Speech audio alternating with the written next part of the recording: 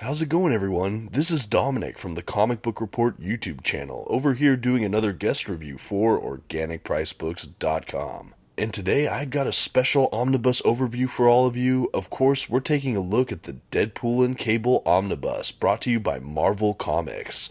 The issues in this omnibus were written by Fabian Nicieza and illustrated primarily by Patch Zurcher, Riley Brown, Ron Lim, and more. The issues in this volume were published by Marvel Comics beginning in 2004.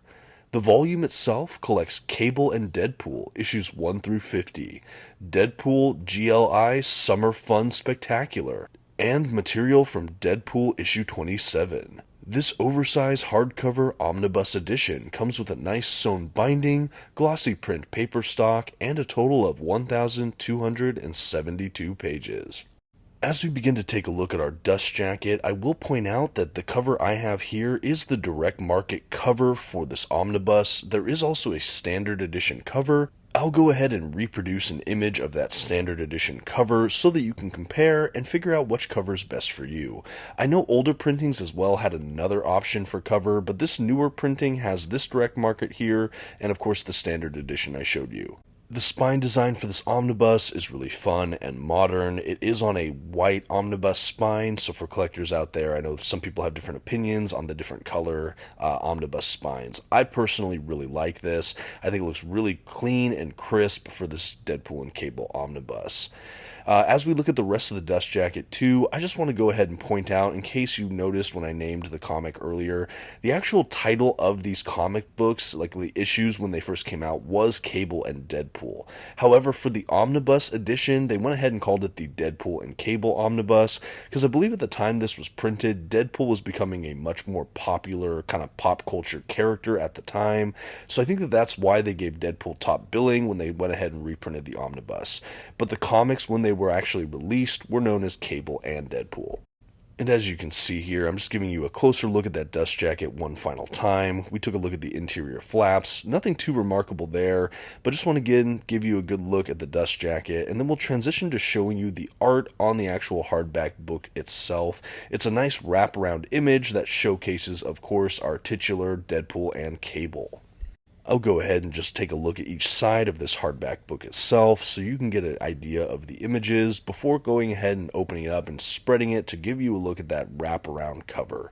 I think that this is a really fun dynamic image that they gave us for the actual hardback art. We have just the characters. We don't have any kind of background work for the wraparound print. I think that was an interesting style choice, but overall it looks very fun, very kinetic, action posy. Good stuff. And now we'll go ahead and take a look at the binding for this omnibus. As I mentioned, it is a nice sewn binding, and my copy at least had a really great eye when I went ahead and opened and stretched out this book. So the binding I thought was really good, especially for one of these bigger omnibus. I thought it laid open pretty well. You can see as I flip through though, just how good the binding is, if there's any kind of gutter loss. You can kind of make that determination for yourself. There was minimal in my mind, but overall, really happy with the binding on this reprint. Venturing into the omnibus itself, we have some nice end pages, a title page, publication information page, and then we have what I guess passes as a table of contents for these modern books. It's kind of a creator mapping of the different comic titles, so we have a breakdown of all the creatives attached to each of these handful of issues, things like that. But you get kind of a logical order of how the issues are presented throughout the book. With a book like this, we have 50 issues of that main Cable and Deadpool run, and that really makes up the bulk of this omnibus. So for the most part, we're just going completely sequentially through that run, with of course that extra issue or two of the random stuff kind of strewn in there. At any rate, we're going to go ahead and dive into the series itself. I will say the first time I read this series, I read them in the Ultimate Collection paperbacks, so there were 3 volumes of that collected this run. I always hoped to upgrade to the omnibus one day, especially after I ended up selling this series once upon a time.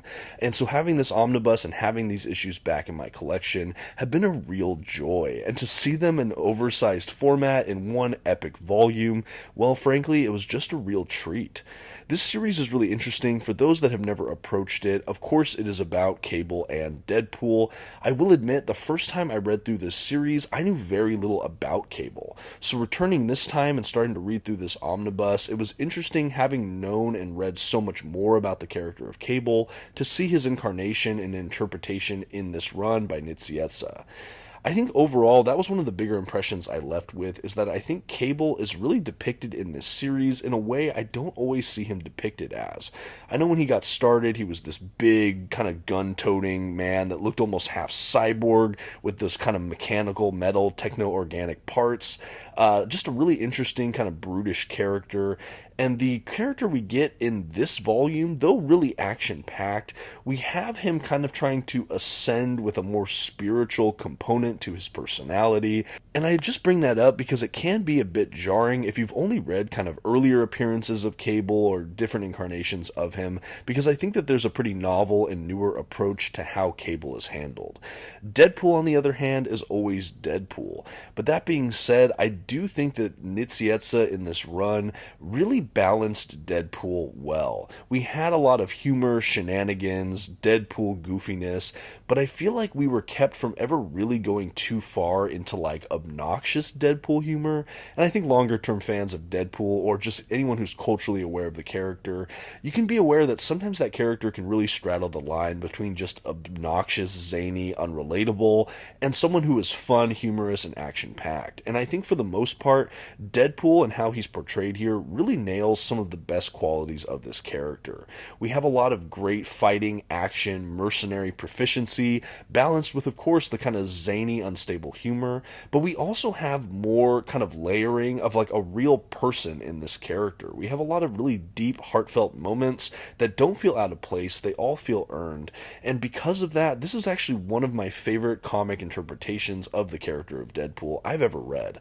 I am a big fan of the Daniel Way run as well. I've read most of that in the past, but a lot of other incarnations of the character I can be hit and miss on. But overall, I am a Deadpool fan, but I will say how he's treated in this book is just really, really great.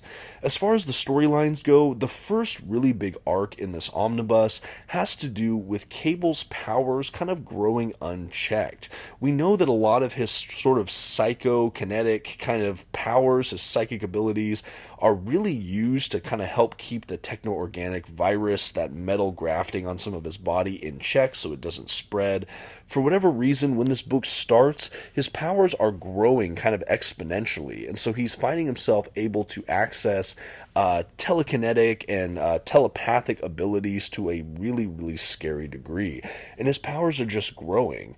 So he gets it in his head, kind of, how am I going to use this to contribute to the betterment of the world? What can I do? I have the power to completely shape the world the way my powers are growing, and I have to be responsible with that. But because of that, he kind of becomes this almost spiritual, philosophical kind of character who's trying to kind of bring peace to the world. But a lot of factions believe he's kind of overstepping, and it's a really interesting approach and certainly an interesting start to this series. Meanwhile, we have Deadpool kind of, again, just being mercenary, figuring out his own stuff.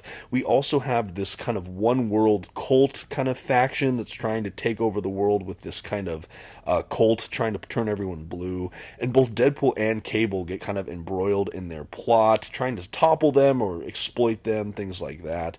And it's a really, really interesting story arc, and a really, like I said, it showcases that different approach, especially with the character of Cable.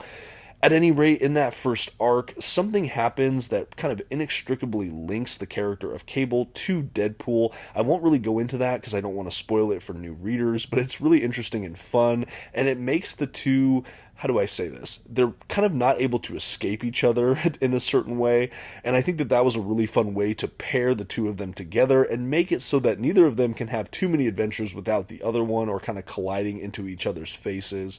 At this point in the beginning of the series, they're not really friends. Sometimes they're civil, sometimes they're not, but by the end of this book, there's really a kind of camaraderie, friendship, almost brotherhood to these two characters, and that's actually one of the main strengths of this title for me, is the relationship between Cable and Deadpool. It really is kind of a buddy comedy action series, and I think that it really hits so many chords in that genre so well. Most of this book is really mission based, so each of these story arcs have Deadpool or Cable or both of them kind of going on these geopolitical missions, these kind of mercenary like activities. There is some ongoing story threads, mythos, subplots that we see developed throughout. There are some pretty shocking twists and turns, some great Marvel Comics character cameos that I will try not to spoil here. But overall, it's a great action adventure comedy series that has a surprising amount of feeling and depth that you might not expect, especially from a series about Deadpool. The art throughout from all these creators is really beautiful, and it's some of my favorite from this early 2000s period, as you've seen throughout this book. One thing I will say about the book, there is shockingly little extras at the back of this omnibus, really just a few pages. I will say you do see variant covers throughout the book, kind of preceding or after each issue or so. So that is nice that you still get the variant covers throughout, but you don't have that chunk of extras at the back of the book. So that's something to watch out for. With a book this size, I get it, but I would have hoped for a little bit more. And that's our omnibus today. For more reviews from me, check out the Comic Book Report, and for any of your comic book buying needs, always check out organicpricedbooks.com.